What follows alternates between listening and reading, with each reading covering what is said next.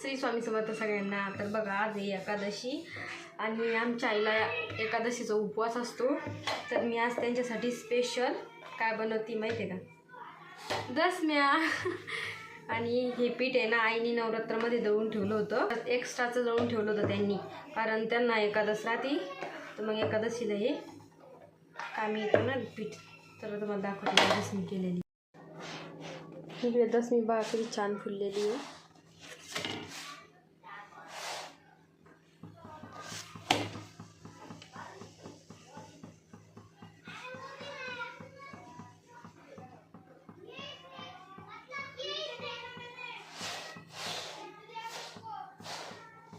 तर जमत्या का मला दसम्या कमेंट करून नक्की सांगा.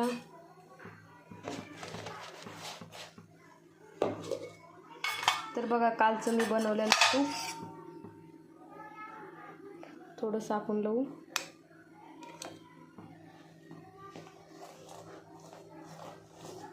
तर मी हे तूप घरी बनवलेलं आहे.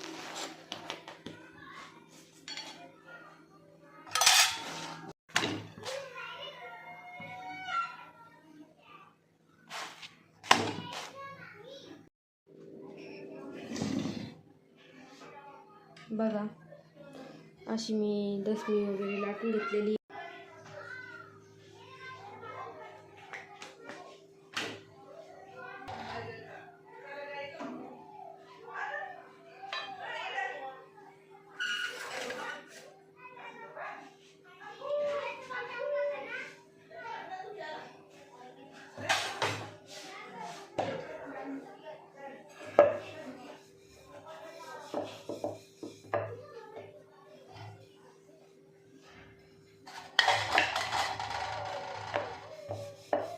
मी नाही दसम्या थापत नाही, म्हणजे डायरेक्ट पोळीसारखं लाटून घेते.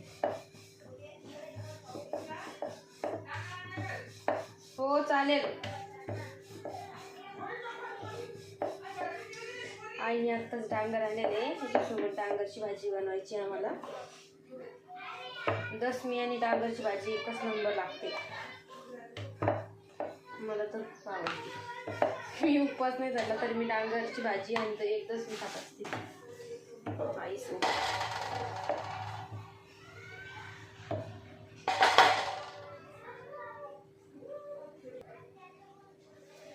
बघा किती छान दसमी फुललेली माझी.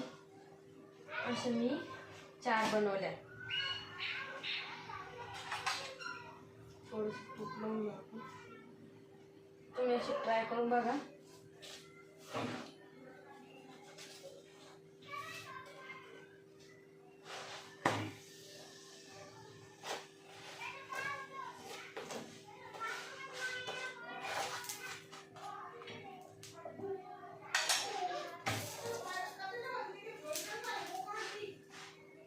तुम्हाला वाटलं मग मी खोटं बोलती? शिव ना दिवसेंदिवस खूप जास्त आगाऊ व्हायला लागलेली आहे. कारण ती ना तिला झोक्यात जर टाकलं तर ती म्हणते झोक्यात मला टाकूच नका, माझ्यासोबतच खेळा. आणि डोळ्याला पाणी पण राहत नाही तिच्या, तरी रडती बरं ती.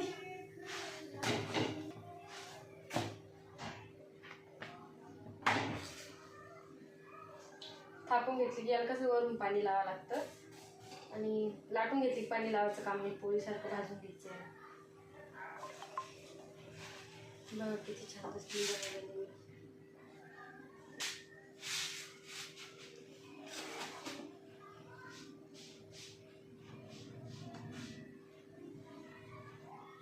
त्याच्यासोबत डांगरची भाजी बनवायची.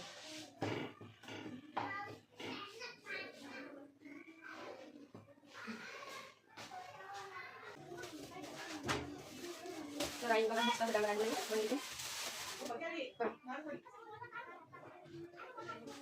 आई 1 मिनिट द्या.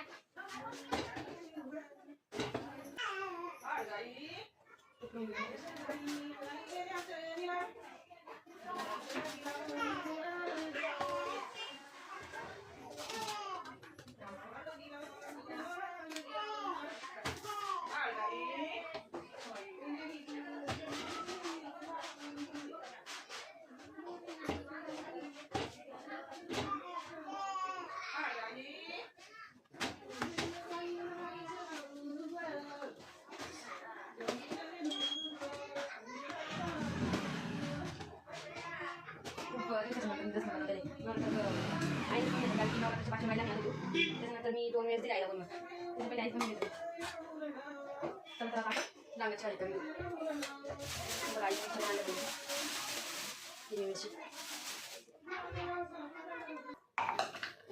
तर बघा डांगाच्या मस्त कापून घेतल्या फोडी फोडी आणि स्वच्छ पाण्याने धुवून घेतल्या.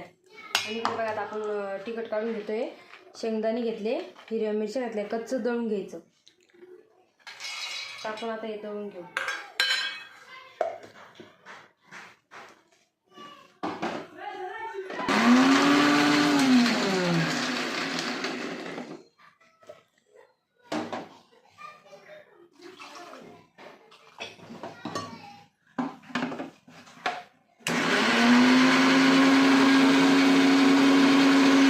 तर बघा मस्त असं वाटण दळून घेतलेलं आहे मी शेंगदाणे आणि मिरच्या. चला तर आपण आता भाजी करू. पहिले गॅसवर पेटून घेऊ. तर आपली कढई तपलेली आता. तर आईला बनवणार आहे मी आज तुपामध्ये डांगरची भाजी. आज वैकुंठ एकादशी.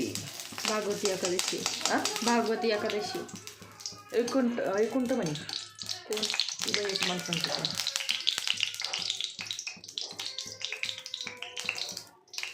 म्हणजे आजची एकादशी अशी आहे, बरमगिरीला फेरी मारते ना ती एकादशी. आज मारते का? आज म्हणजे खूप मोठी एकादशी आज. मोठी एकादशी आजची. तर आता डांगर तुम्हाला खूप छान छान फराळच करू लागले मग समजा आहे ना. नाही आता तुम्ही नवरात्रामध्ये पीठ वगैरे दळून ठेवलं होतं ना. हां म्हणलं मग करा तुमच्यासाठी. तर खूप खूप आशीर्वाद दे मी पडलं. तुमचा आशीर्वाद कामाचा तुमच्यासाठी खूप मोठा आहे. त्याला मस्त परतून घ्यायचं. असं सून सगळ्याला मिळव.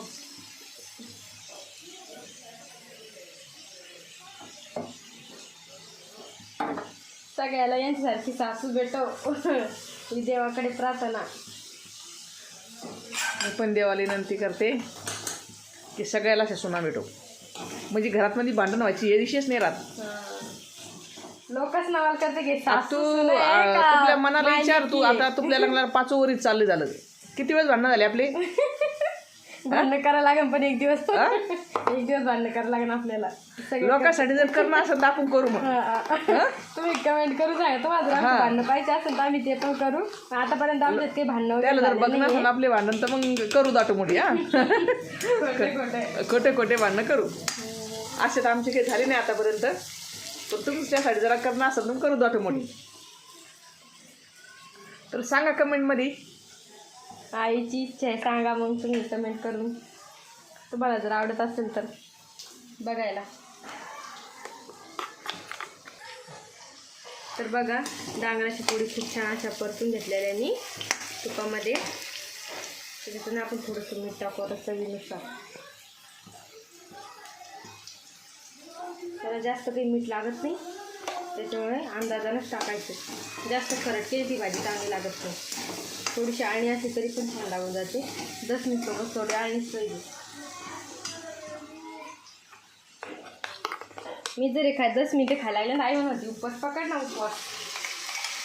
तर मी बिना उपवास पकडला नाही सोडत. 10 मी आणि भाजी खात असते. ही भाजी 10 मी एकच नंबर लागते आहे ना आई. खूप छान लागते.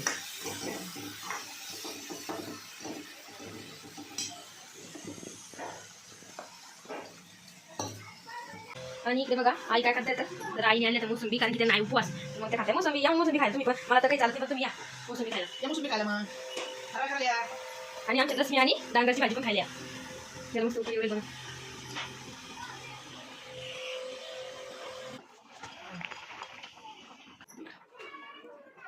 तर आई म्हणजे आता एवढे छान बेत केला दिवाळी लवकर करून घेते फराळाचं म्हणून त्याच्यामुळे मी त्यांना लगेच देऊन दिलं. तर मग या फराळाचं करायला मस्त अशी 10 आणि डांगरची भाजी खायला.